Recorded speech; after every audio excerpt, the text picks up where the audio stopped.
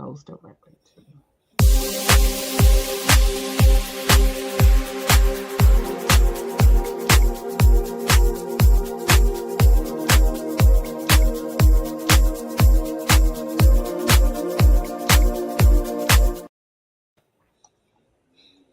Good evening, everyone, and thank you for joining us for another episode of Advocacy. We're happy to have Chris McLeod with us. We're also happy to have my co hosts, Madeline and Bunny, with us. Hello. So, from there, we're going to just jump right into our conversations. With Chris, we're going to talk mainly about a speech impediment that Chris grew up with and how he's allowed it to allow him to advocate for himself, and he's allowed that to empower him. So from there, Chris, we're going to turn it over to you. Can you tell us a little bit about your story?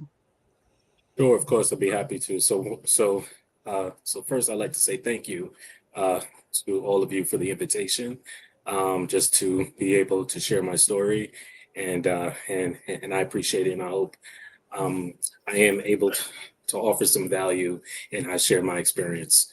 I started. I am someone who is a person who stutters. Uh, in that statement, it sounds very small as an intro, but it took me honestly 40 something years to actually be able to say that to people. The reason why is because for so long, I did not, so for so long, I did not accept myself as a person who stuttered. I actually, I started to stutter at the age of 3. And it's funny because I remember a time that I did not stutter. And it was one day, I should say that it was one morning that I had a dream. And I would say, so it was really a nightmare. And that morning, and I remember the nightmare clearly that I was in my grandparents' apartment in the Bronx. I was with my mom in Providence, Rhode Island at the time. That's where I was born, but I grew up in the Bronx. So the dream was I was in my grandparents' apartment in the Bronx playing in the living room, and there was a snake that came out from the china cabinet, and the snake came close to me, and it leapt up to strike me, and I woke out of my dream as a 3-year-old, scared to death that morning. And I went into the kitchen um, to say good morning to my mother, and she turned, she said, "Hey, Chris, good morning," and I was like, "Good, good, good, good, good," and it was hard for me to get the words out, and she couldn't understand what it was. I couldn't understand what it was. And then from that point on, I stuttered, and I went through life as a first as a child who stuttered, then as a teenager and a young man and a man who stuttered. And at different points of my life, I had different experiences. It was not necessarily something we talked about in my family. So I grew up on the Jamaican side of my family. So my mom was Jamaican, and my dad's Nigerian. I grew up on the Jamaican side, and if you know anything about West Indian cultures that are actually quite similar to African cultures, there's a lot of pride there, and you don't really want to give knowledge or give space or acknowledge those things that might cause you stress, grief, or shame as a family. So we didn't really talk about it, although there were things like it would come out if my mother was if my mother was upset at me. She would call me stammer brain if she was upset at me, sometimes, or my grandmother. I remember there was a time that it actually came out that she didn't really want me coming to her church because she didn't want for people at her church to hear me stutter. or see that I stuttered. But I share those things not to say, oh my God, like my childhood was so awful and didn't have family that supported me. Keep in mind, these are two of the strongest, most supportive women that really impacted my life. But they were flawed. They were human beings. You know what I mean? They were people, and they didn't know how to deal with things that they were uncomfortable with. But fast forward, But did you feel like, real quick, Chris? yeah. I'm sitting here. I hear you say that, but how did you feel as a child? I know you're speaking from a grown man now, but how did you feel as a child when, in some ways, did you realize that they didn't want you to come around certain people because they felt like the stuttering was a sign of imperfection? If you did realize that, how did you feel at that time as a child, knowing that? Oh, I felt awful. You know? Yeah, Yeah, especially from your parents' standpoint, like, because if yeah. I nobody mean, else will accept you, your family should. yeah, but I laugh about it, right? Unfortunately, like at least in the West Indian, like in sort of Jamaican culture, that actually is a part of life of just growing up with painful stuff, like and being hurt by people real close to you. Like that's just par for the course. You know what I mean? Like listen, it's toxic, it's dysfunctional, it is not the way to go. Let me tell everybody who's listening, this is not good. Okay, this is not the way to be. But it was something that I was just sort of like, it was just something that just became just sort of a part of it, right? It was just sort of a part of what as part of I should say it was my norm, right? It was my norm, and it was something that I normalized, right? Kind of for better or worse. Um, but at the same time, I had a family that was very strong, who supported me through school, who cheered me on in the things that I was doing well. Like my grandmother is a person that would step in for me as my mother to fill out my school paperwork when I was going to independent school on an academic scholarship. And my mother was not in the place to really like fill out the paperwork and stay on top of that stuff. It was my grandmother that did that, right? From an early age. And she made sure I was able to get through some of these milestones. So, you got to take the good with the bad. It grows your skin very thick when you can It grow up does. like that. So it kind of it helps you to tolerate the outsiders a little bit more. Chris, Yeah. I've got so many questions for you, but I'm gonna slow walk these questions as we have this conversation. But when you said that you grew up with your Jamaican side of the family versus your Nigerian side of the family, because I'm Mhm. thinking if you would have grown up with your Nigerian side of the family, what would life have been for you? Because talk about how tough the Jamaicans are, the Nigerians are equally tough when you have any type of disability. So, what do you think your Yeah. life would have been like? I mean, so this is interesting because I have not ever talked about this part of my story. So this is actually going to be the first forum that I'm talking about this part of my story. But Are you I got con comfortable talking about it though, Chris? Are you comfortable? I am Okay. all bare soul to the wind. Let's go with Okay. it. Let's rock. Okay. Let's rock. Okay. We go on. We go on. We in the car with you. We rock. So it's interesting. I'm trying to tell this in a very clear and succinct way, so it's not going weaving and going around and around. But I did not really have a relationship with my dad until my mother passed. So my mother passed exactly 6 weeks after my first daughter was born. Right, she passed. When she was sort of on the decline and it happened fast, I got in contact with my dad in Nigeria and told him. This then sort of caused him to be like, all right, like now's the time to really like reconnect and build this. He connected me with my family, my Nigerian side that's in London. And one of my aunts, he's the oldest out of five. He's got four younger sisters, and one of his sisters is kind of like the matriarch. And so I connected with her in London, and she started telling me about things about my childhood that I did not know. Like, and so to your point about what it could have been, I did not know that soon in my early years that my grandmother on my Nigerian side was actually trying to get my dad to bring me from the US to live with her in Nigeria. She wanted to raise me, my grandmother on my dad's side. She wanted to raise me and one of my cousins together.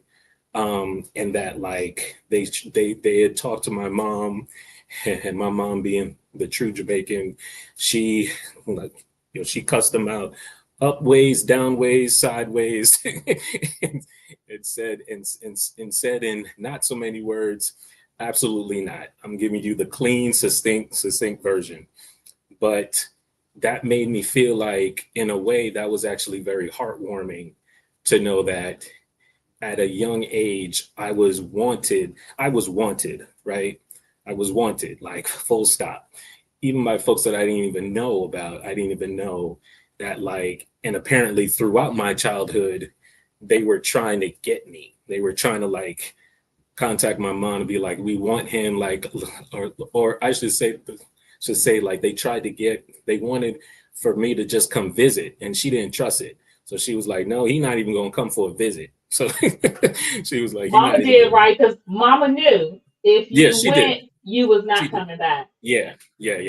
But I do wonder what it would have been like, in the sense where, but then also too, as I got to know my Nigerian side, they're so similar to my West Indian side. I'm like, you know what? It probably would have been a similar experience, right? Like maybe some differences, but there's pride there too, right? And there's a lot of pride, on the African side. So yeah, that's definitely what I thought about. But but I went through my life being a person who did not really acknowledge or share to people that I stuttered. Like my friends knew it was something that sort of like was like a it was kind of like an elephant in the room that no one really would acknowledge or sort of give voice to, and I didn't really do it because it just made me feel uncomfortable. um, but but everything came to a head. I went through my life, like I said, college. I didn't raise my hand a lot in college. I had like these big classes and these big lecture halls. I never really raised my hand. I paid attention, and I would go to the professors in office hours and feel more comfortable talking there, but not raising my hand in front of like 100 other like classmates. Um, as I got older, it's like interviews, I was super nervous and scared on the interviews. I would stutter on interviews, or try as hard as I could to not stutter on interviews, and hope that even if they did hear it, it wasn't so bad that it was obvious. But everything came to a head in 2020. 2020 is when we had gotten into the pandemic and the world shut down and everything moved to Zoom. And when everything moved to Zoom, that is a nightmare for people who stutter. Being on a virtual camera like this, and yeah, and like being sort of on Zoom meetings and calls, absolute nightmare for people who stutter because you're on the spot, right? And Like that's you what I see was those. gonna ask. Tell me Yeah, why, because yeah. The yeah, reason why? why, yeah, Mm. well, so really one of the things to understand is that for people who stutter, what triggers what triggers the stutter is, well, I should say what and well, I'll give this as a caveat. As I've sort of been learning in these recent years, there actually is a spectrum of stuttering.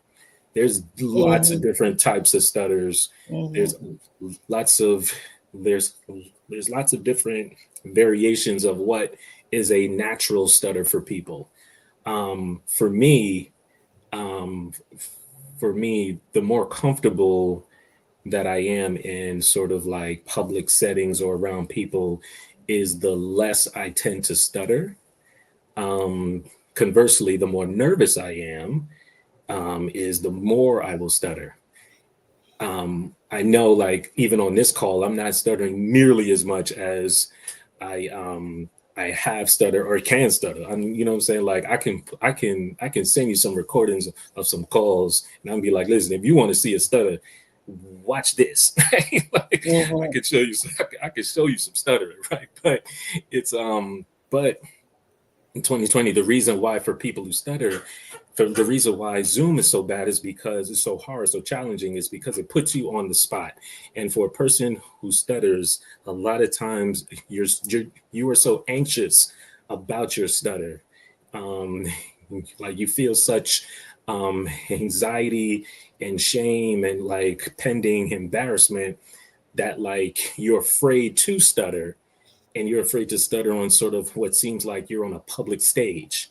So the fear, I realized when I started to, it became so bad that I was on Zoom calls and could not even really speak. And so I decided to go seek out a speech therapist. Okay. And when I spoke to the speech therapist, that was the first time I actually had, that was honestly the first time I actually had real speech therapy, like professional speech therapy. And one of the aha moments for me and for her was that the hardest part for me wasn't the actual stutter itself, it was the fear of stuttering. And once I could address my fear of stuttering, that made me feel more comfortable to be more fluent when I spoke. And so the journey was, and so the journey went from not trying to, it went from me not trying to stutter to me being more comfortable stuttering. And it wasn't me like, and so now the time I speak, I try to, it's like I'm telling myself, like, it's okay to stutter. You're going to stutter. It's Mm-hmm. okay. If and when you do, just keep going.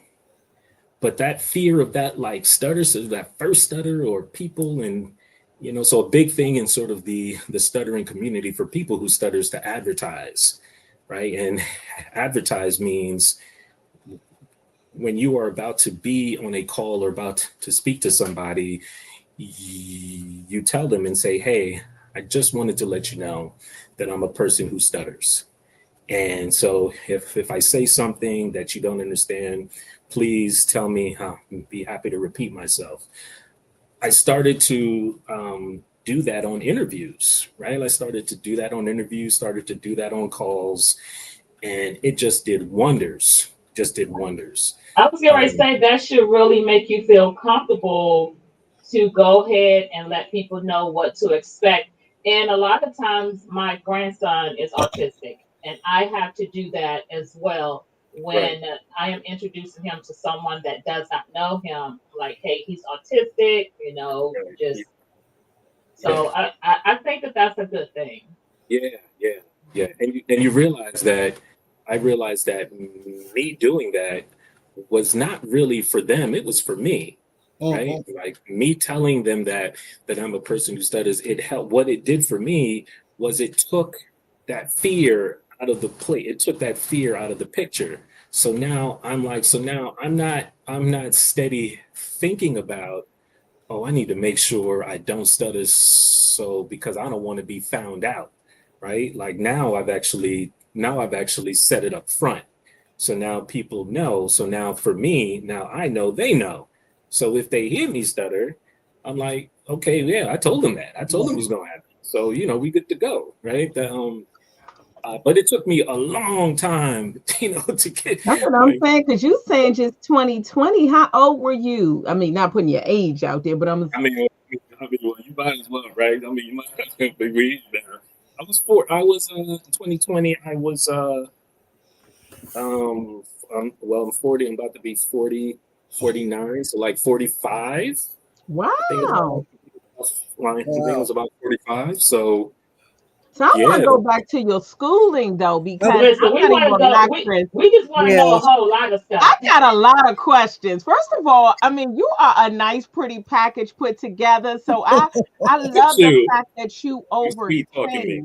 overcame. No, I do. I like the fact that you overcame because I mean, I don't see the stuttering, but of course, you have to be comfortable with where you are. And I will say for me, I don't like talking in front of people. So I Right. don't think I have a stuttering disability. I don't know if that's what you guys would say. Mm, But when I got in front of people, I had to talk myself out of feeling uncomfortable in front of people. So a lot Hmm. of the times I would use the wrong synonym. I would yeah. say, Right. how Yeah. they say, well, are you supposed to do? And I'd be like, are you supposed to does this? And I'd be like, oh Lord, what am I saying? So I found that I was uncomfortable, but a lot of the times what I had to do is say, Paula, they're no better than you. So Right. I get Right. what you're saying, like you had to be calm, but I do want to go, but I wanted to say that real quick. But I wanted to go back to your schooling. How did you so did your mom now pursue any help for you in I was schooling about with to the ask. IEPs in place back then? Or what did they do to kind of get you any help when you were young? Yeah. Mhm. Yeah. Even if So it was in secret. I mean, because I know you yeah. like you saying that that was something that they may not have Yeah. wanted everybody to know. Yeah. Yeah. So I went to public schools in the South Bronx. When I was in elementary school, they knew I had a stutter, um, but I think they didn't really put a lot of um, a lot of attention to it because I was like one of the top students in the school, right? So I think they were like, yeah, he stutters, but but let me tell you, ironically though, I talked a lot in class. Like I was like, I was like, listen, for a kid who studies, he talks a lot. You know what I'm saying? Like I talked a lot in class, and the main complaint teachers always had was like to my mother was lit, like they would go to her and be like, listen, the problem is that Chris talks in class, but the reason why that's a problem is that he's hurting other kids. He's getting hundreds and excellence. But our fear is that he's like hurting the other kids. So we need to get him to stop talking. But the thing that happened is that my mother talked to the principal and the folks at the school, and they were talking about, yeah, I think we would, I think like we can get him some support. I started seeing, and I'll be honest with you. I don't think like she wasn't the speech language. She wasn't a. I don't think she was a certified speech language pathologist. But I started seeing like the special ed. Like she was like the special ed coordinator or something in the public school in the South Bronx. I think she actually had some. I think she had some. I think she had some experiences. I think she had some experience in like speech language, like pathology. I think she had that, but she definitely is somebody who I would see. I would go to her like maybe once or twice a week, and we'd sit and do different types of like breathing exercises, or like we go through worse. But honestly, like that was it. In like elementary school, no, I'm sorry, it was more like middle school. It was, yeah, it was in middle school. um I mean, but that's really it. Like that's all I had. And like I said, like I said, she wasn't necessarily a speech language pathologist, but she was like the special ed coordinator at the school who had some experience in that. Question: As in even in school up to high school, how was your social life as far as if you met a girl or Mm. whatever? How was that?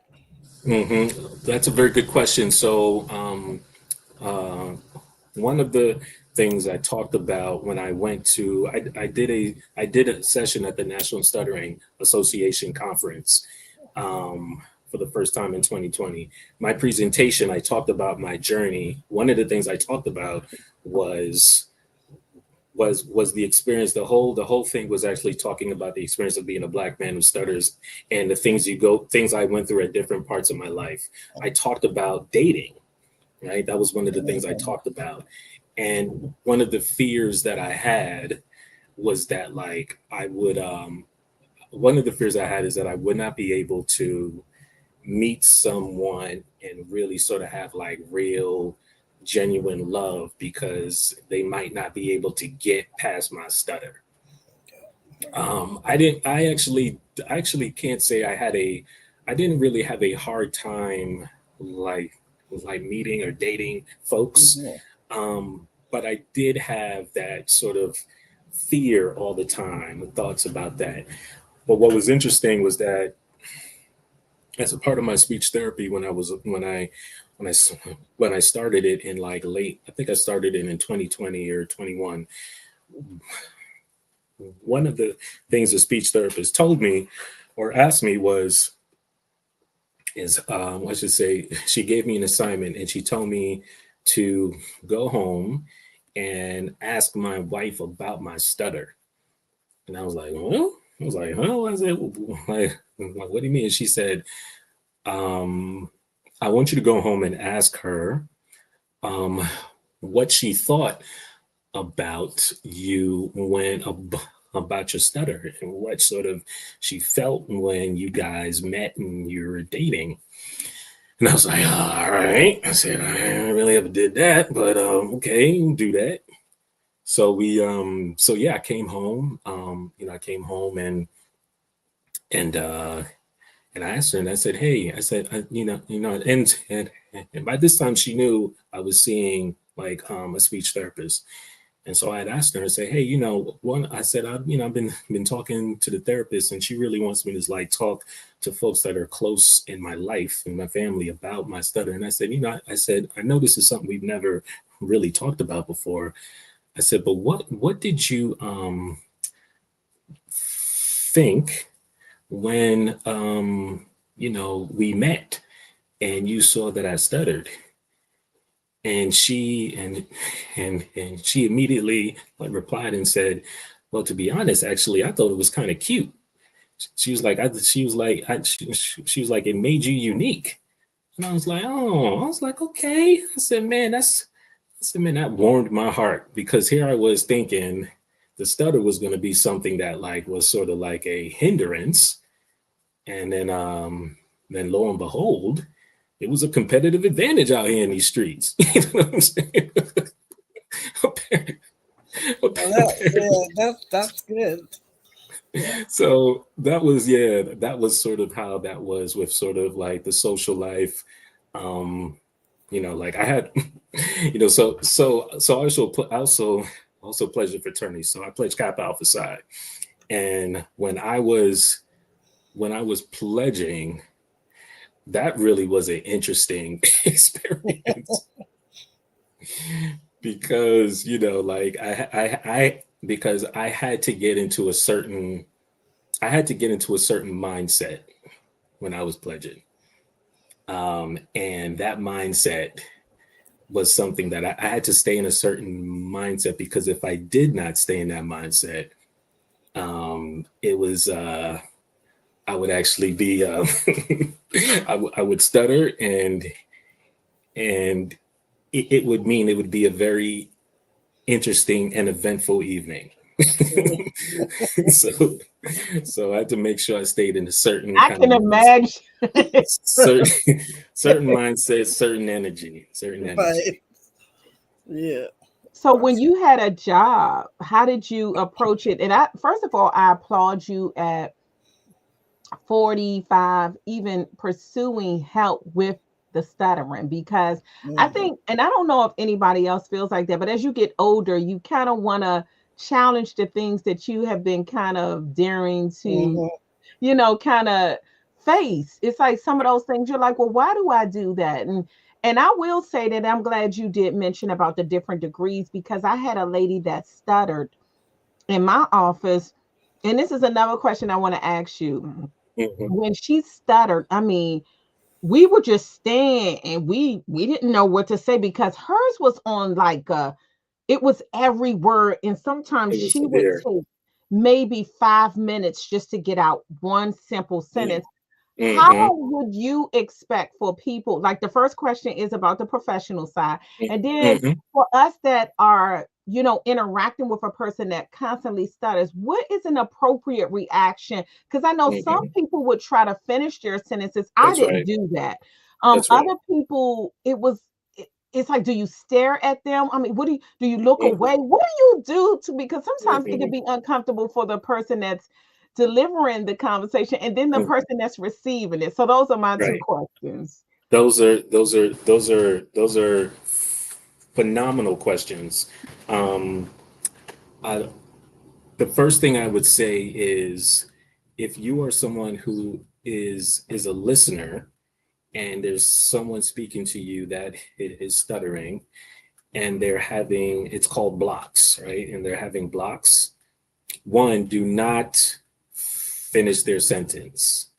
That's actually very it's I want to use the word disrespectful, but I don't want to use it, because when people do it, they're not trying to be disrespectful, right? They're actually are trying to be helpful. They're trying to say, no, I'm actually being helpful. But actually, the thing you want to do is just really, really give that person the space and time to get their words out.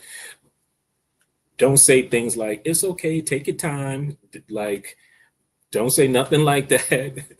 Just, just stay there and allow them to uh, allow their stutter to be what it is, and for them to work through it. Because I assure you, what's going in their mind sometimes is 10 times more harsh than what you might be thinking, right? And so it's important to let folks know that they have the space and the time. Their words matter. Don't matter how long they take to come out, right? Their words matter. And yeah, like there could be times where it feels like it's like an awkward amount of time, right? That's you're sort of like sitting there as the person's like trying to get through words, through stuttering. Um, but that's sort of their way of speaking. So just I would say allow them, give them the time, time to do it. That was a really good question, Paula, because I often wanted to know in that same type of setting how people would react to someone with a more severe stuttering. I grew up in junior high school. We had one person in there that stuttered, and she had a tick with it. Mm, Um, and we didn't know anything about stuttering. It wasn't something mm-hmm, that was widely talked about. Just didn't understand it. And she didn't have a severe stuttering, but it would take her a little bit to say her words. Um, we didn't bully. She didn't get bullied. No one really teased her, and I think because we didn't know what it was. mm, We we mm-hmm, we really stayed around her, trying to figure out why do you do this, and we never asked her like where does stuttering come from? How is a person born with this? Is it something that's developed? We never knew. Like I said, we were in junior high school, so we really became her friend. We stayed around her a lot. We kind of protected her. If it took her a long time, and I'm an adult now, and I hear you saying don't finish the sentences. Oh, we finished all of her Oh yeah, sentences I know. because But it was we coming from a just good place though. it But you it wanted was to be. yeah, it came Okay. from a good place because we just did not know, and we knew she wanted to say, I want a Right. Snickers bar. We knew that's what she wanted, so we could tell the ice cream man she wanted a Snickers bar. Give her a Snickers bar. So I'm glad today, I'm today's years old, to hear that you don't finish the person's sentence. You And I stay can with it. imagine you, but Be like, I'm gonna help you. What do you want? I'm gonna help you. But in all seriousness, like where does stuttering come from? Is that such a like such a good question. Such yeah. a good question. Um, I am the first in my family to stutter. And I realized that there are some people who have it as sort of a hereditary trait, you might say, in their family. Like they're like it's in their family, and they actually they're folks who sort of who from like early ages, as they sort of started talking, like they stuttered, right? And then but then there are folks that I met, this was interesting, at like the last conference I went, the last National Stuttering Association conference I went to. That, so I was asked to come back and present the next year as well. I did a session called Stuttering While Black. In that session, I talked again about sort of the journey and self-discovery. The reason why I bring that up is because there were people who stood up and were sharing their story throughout that conference about how and when they started to stutter. And I realized there's some folks who said, who actually started to stutter as a result of trauma in their life. There was like, so for me, it was the nightmare, right? At 3. For other people, I heard this one young man say that he started to stutter like at around 15, soon after his parents divorced, right? I heard this other young lady talk about she started to stutter when one of her parents died, one of her parents passed away, right? So there's this like trauma.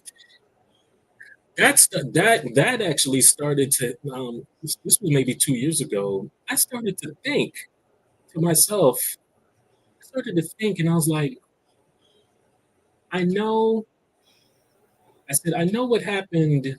I know I started to stutter from that nightmare. Like like that was the physical, the first sort of like that was sort of the first thing that made the physical change in me. But then I started to think, and this is within the past 2 years. I started to think to myself, I was like, I said, but what was that? I said, what else might have been happening around that time of my life, at 3 years old when I had that nightmare? Like, what else Mhm. was going on? And I was, and what occurred to me, and I have not confirmed this, I haven't been to a psychologist or anything yet, though I know I probably will and should. But when that morning I had that nightmare and I sort of went to my mother and started to stutter, I remember that it was just her and I. My dad had just left us. Like he had just now, coincidental, right? That was around the time that, like, because I remember he was with us, and then one day he wasn't.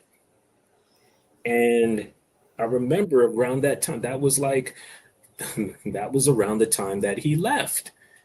And I went, and so I've kind of wondered, okay, the stuttering came from sort of the mental, emotional trauma of the nightmare, but what might have caused that nightmare? Right. Right? Like, what are some deep-seated things that might have caused that nightmare where I didn't feel protected anymore, right? And that manifested itself in my, like sort of in my nightmare, because I didn't feel protected anymore, right? Like I don't know how to, I don't know how to articulate that because I'm 3 years old, you know. That's something I'd actually like thought about. So really to your question, buddy, which is a great question about how it started. That actually, like that question, I've seen that question answered in lots of different ways, and I've seen it actually be rooted from lots of different things, as well. So I know this may sound weird. As far as you said, that a lot of them have with the trauma, start stuttering. Just like some kids, I've taught selective mutism. When there was a trauma in their life, they didn't talk. They stopped talking. But Hmm. as they went through therapy, they were able to speak. So, is it is it possible that it can change, reverse, if you went through therapy to help with your trauma as far as the So study? yeah, well, okay, let me say this. I am not a professional researcher, Yeah.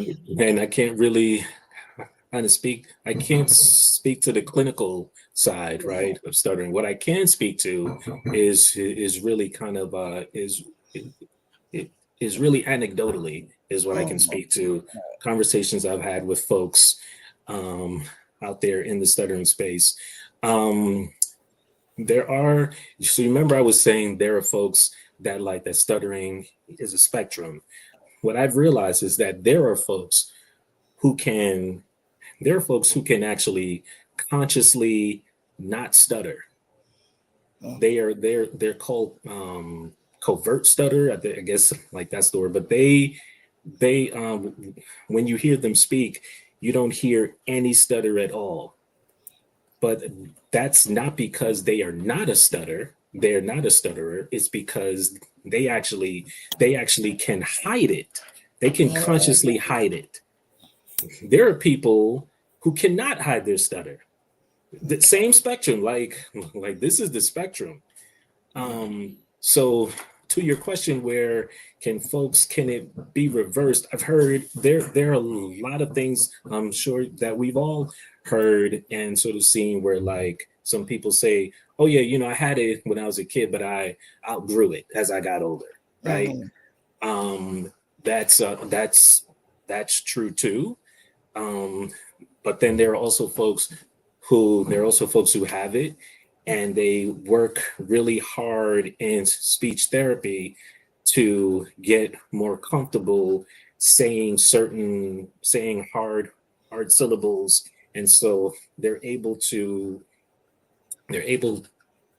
develop they're able to develop enough of a normal way of speaking, Right. because of quote unquote normal way of speaking, because of the work they've done in speech therapy.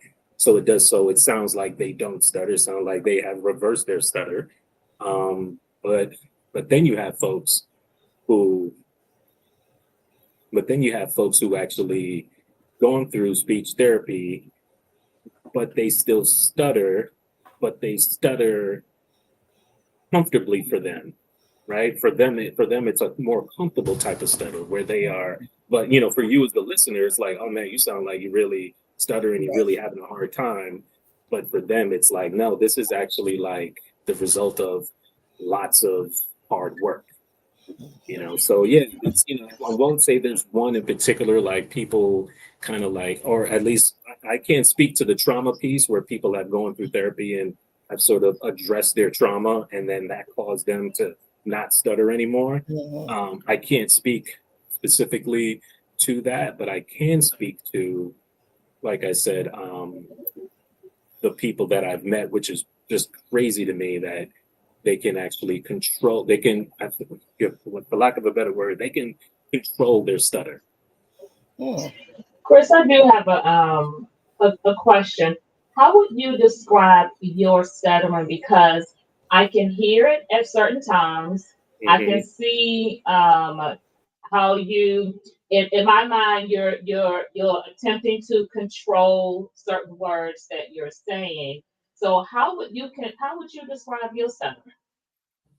I don't know if there's a word for it. I don't know if there's like different sort of clinical terms for different types of, if the different types of stuttering have been codified or not. I do know there's certain kind of behaviors that are associated with stuttering, right? And so sort of like, so I think it was you, Paula, that talked about a tick, or somebody had a tick, or Yes. if it was you, Bunny, was it you, Bunny?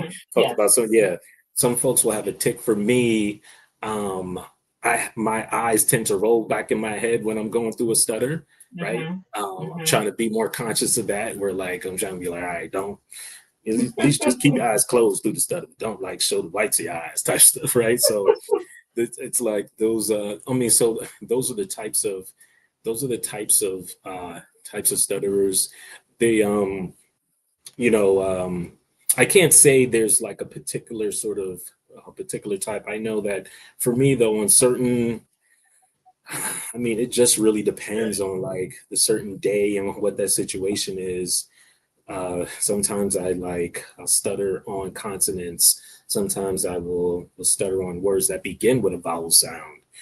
Um, but the main thing for me is, and this is what I've been like kind of like telling folks, is that I'm trying to tell myself that that my goal should not be to not stutter. My goal should be to stutter better, right? I'm trying to stutter better.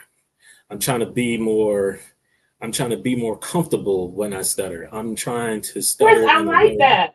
I Yeah, really like that. Say that again. yeah. I really like that. Girl, I'm marveling over here. I'm like, what? But this can apply to so many different things in life. Yeah. Yeah, yeah. That's it's. I mean, it's something that I've like. It's it's been part of sort of the journey of self discovery that I also tell folks. Like I'm a believer as well, right? So like I realized that I really had to find myself, like as I started to go through this journey of being a person who stuttered. I was like, okay, now I'm accepting this identity of being a person who stutters. Now I need to realize, well, no, because this is what I talk about sometimes too. I said, as a believer, I know that I'm still in God. Right. It doesn't matter about my stutter because because God was not surprised by my stutter, right? Like the plan that He had for me before I knew me, um, that included my stutter. That's right. And in actuality, even taking it a step further, I was talking to a pastor friend of mine some years ago, and he told me because it ended up manifesting. He told me, he said the very thing you think is holding you back will be the very thing God uses to propel you. Praise you for. That's Yeah. it. I love it. And I love it. those words have manifested where because of my stutter, I got to, I've had opportunities to go on TV and do things that I never thought I would ever do, is speak on television, stutter on television, right? Speak on television here at Fox 5 in DC, um, News 12 in Long Island.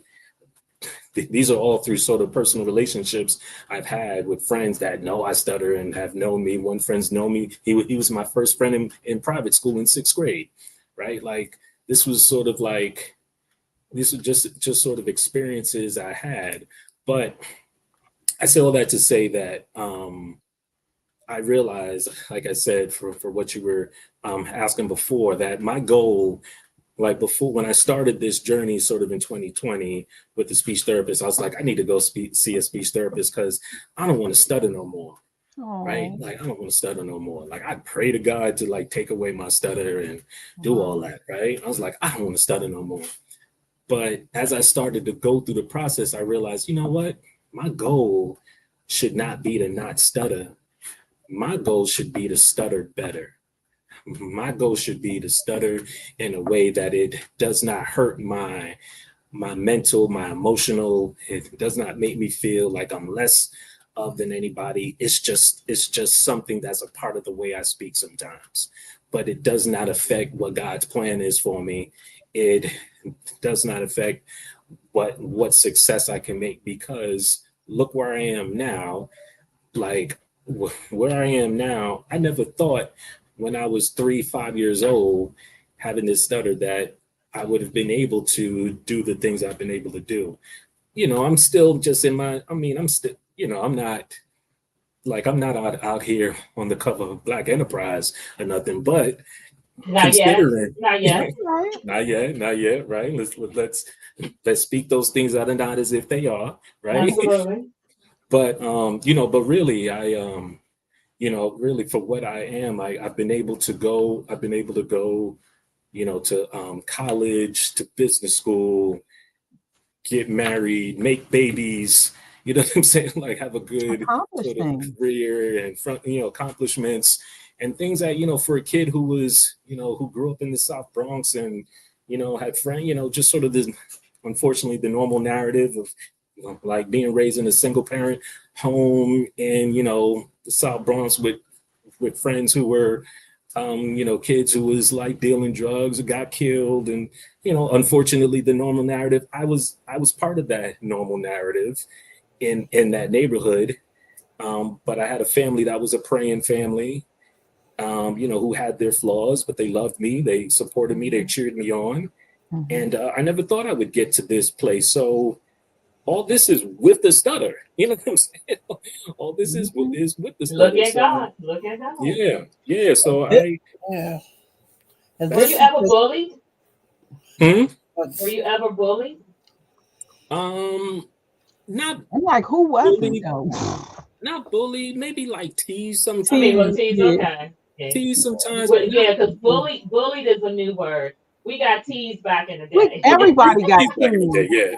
And But mhm. when you thought you were but perfect, you got teased. Everybody had some type of That's imperfection. right. Yeah, it's bullying but I now. Okay. Because they go will say though that I did not get teased nearly as much as you would think. Mhm. right. And because I gotta be honest, like I mean, I could sit up here and tell that story like, oh, I got teased every day and I ran home from school crying. Nah, I was actually friends with everybody. That's yeah. That's me. Mhm. I was friends with everybody, right? I might have got sort of, teased sometimes, whatever, but I was always a pretty likable kid Mhm. and got along with everybody. When I say everybody, like I got along with the kids who were like the good students because I was a good student, but I also got along with the bad kids because I was funny. So, Mhm. so And you got to I be was able to dish that thing back. So when you are joned on, like how we used to say Mhm. joning, Yeah. you got to be able to give it back because everybody got something that they can be joned on about. But you Right. got to these days absolutely. is called bullying, but sometimes Right. bullying has gone further. But Yeah. yeah, Yeah. I think everybody was somewhat teased back in the Yep. day. That's Yeah. right. That's But I Yeah. definitely will right. ask this. I mean, I know we're closing. This has been so great, and I did want to put on it Hmm. that Joyce Cox, who recommended you I to ask. Joyce, yeah, that's right. Yeah. She's a Yeah, she sweetheart. recommended. Love So this is Joyce. what she said. Yeah. But also, I wanted to, in closing, I wanted to ask you, do you think it's better for kids just starting out and parents just starting out? Do you think it's better to kind of tackle this issue early on?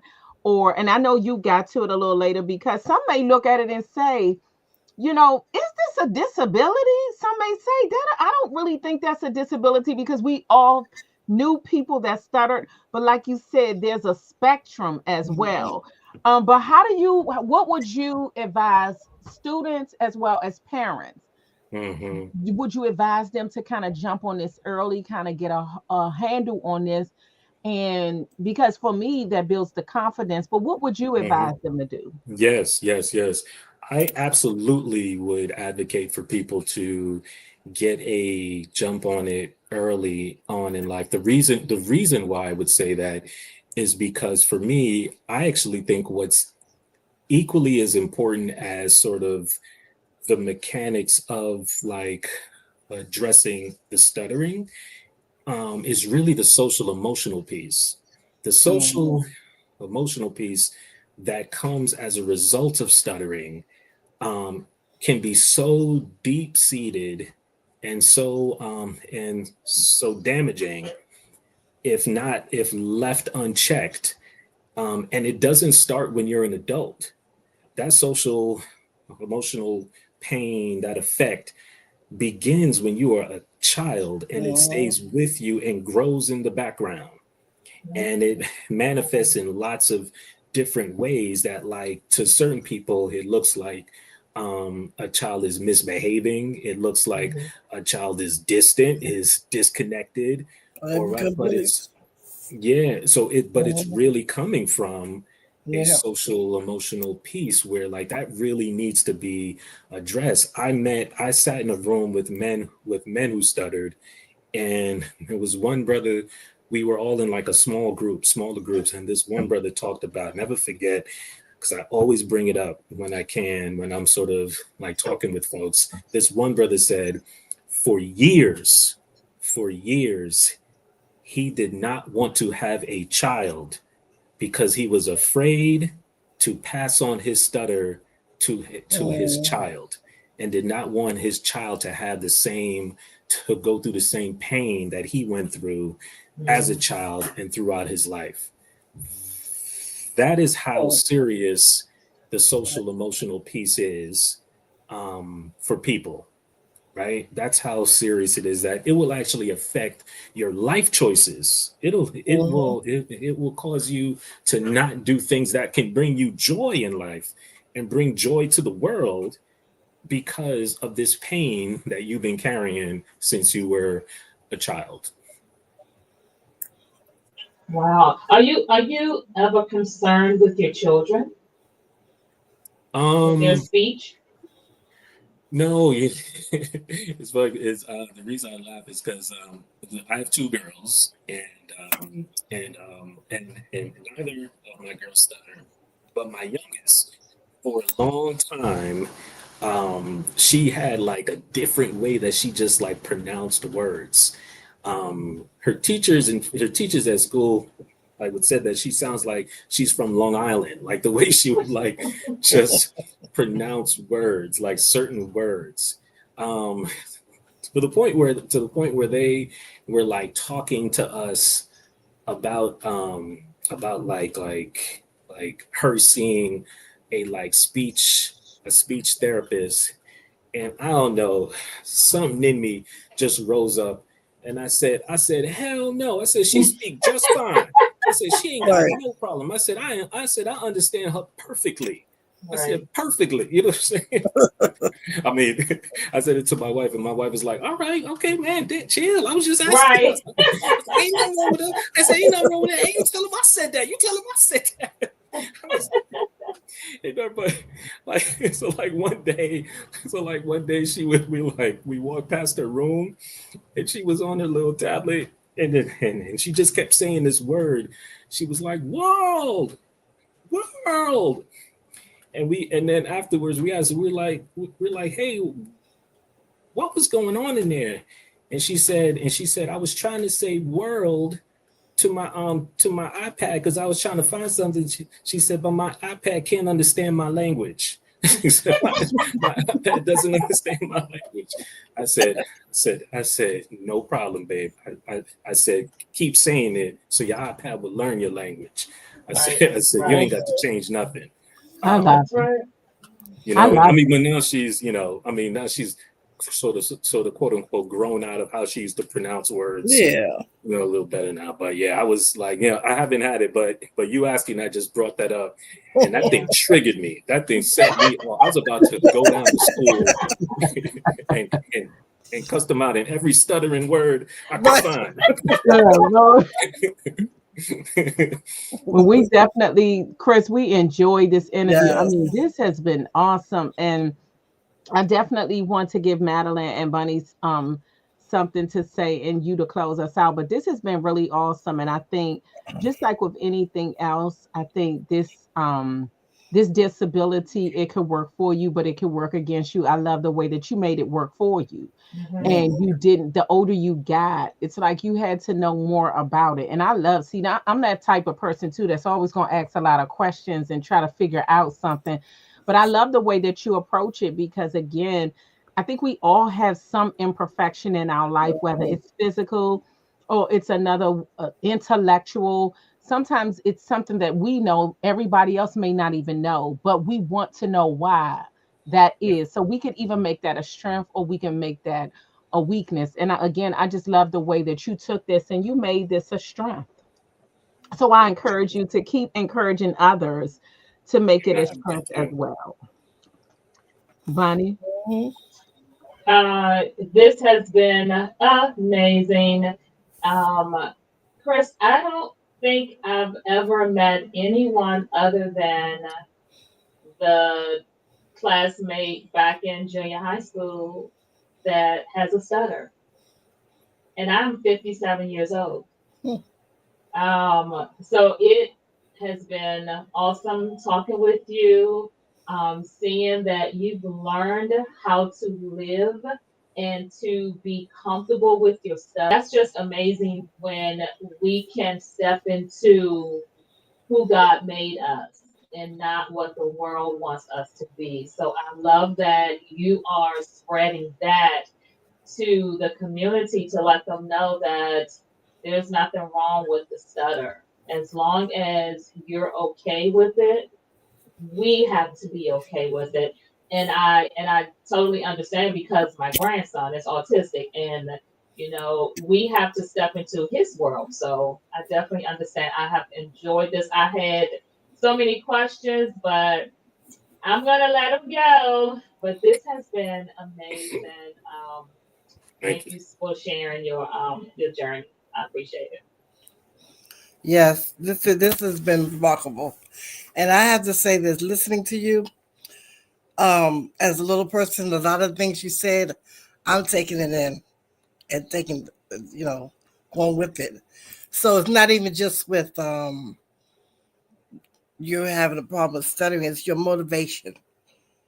It's how you took it and said, "All right."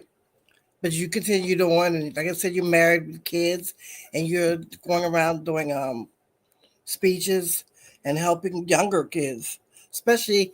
And to be honest, I was thinking, even in the black community, with some kids, males especially, stuttering, they're gonna really need your help with that because of how, like you said, the social and emotional part. But again, I thank you, and just keep soaring like you are. Amen. Thank you. Thank you for that. So, Chris, we're going to let you close us out. And again, we Okay. just want to thank you for joining us. Just give those parents out there some words of encouragement, or out some of those people that's suffering in silence. If you can just Yeah, give them some encouraging words. sure. So sure. I would definitely say that to the people who do stutter, to know that you are not alone. Because sometimes, like the hardest part is thinking you're the only person. A lot of times, when you're a person who stutters, um, a lot of times you're the only person in your world who stutters. So you think you're the only one, and it's very hard. So it can be a lonely place. So one, to know that you're not by yourself. Find your tribe. You have a tribe of folks who also stutter, who are willing to support and to reach out, and to also, but also to know, that God's plan for your life included your stutter. So so nothing changes about how you are a masterpiece, according to Ephesians 2:20, I believe, maybe 2:20 or 2:10. But we are God's masterpiece, created, right? He created us to walk in the good things that he planned for us. That means with all your imperfections, you are still a masterpiece. We are all still masterpieces. For those parents of children who stutter, continue to give them space, um, but really make them feel like they can stutter, and that they're not emotionally punished for stuttering. So that, because, as I said, the most important thing should not be to try to get your child to not stutter, but it should be to make your child feel more comfortable about who they are, even with the stutter. So to not make them feel like the stutter makes them any less than who they are. So with that, I'll bid you all adieu. And again, I appreciate the invitation. Thank for you. this. Would love if you all know of any other folks who who I can definitely spread some word and some support to in kids in schools. Please do. Please feel free to reach out to me. Because I would love to be able to just continue to pour into folks because it actually also blesses me to do that. I know that's right, Good. Chris. Thank you. Well, Yeah. thank you. Listen, Thank we owe him an offering. We He done sure took us do. to church. He opened up the Bible. I tell, I tell, I tell you what better. The last session I did it was all us in there. It was like black and brown folks in there. And at the end of it, tell me why somebody asked me to close us out in prayer. So we Okay. so we straight up in one of these conference rooms, like off like having a session praying. Like we did, like we all like prayed us out the room. I know Like, that's right. No, so, definitely. but, yeah. But thank you guys so much. You guys have a wonderful weekend. And Yes. again, Thank Chris, thank you you. for joining us. This was Thank, so thank you awesome. so much. Yes. Thank you. All right. All Take right, care. bye. Take care. Bye. Bye.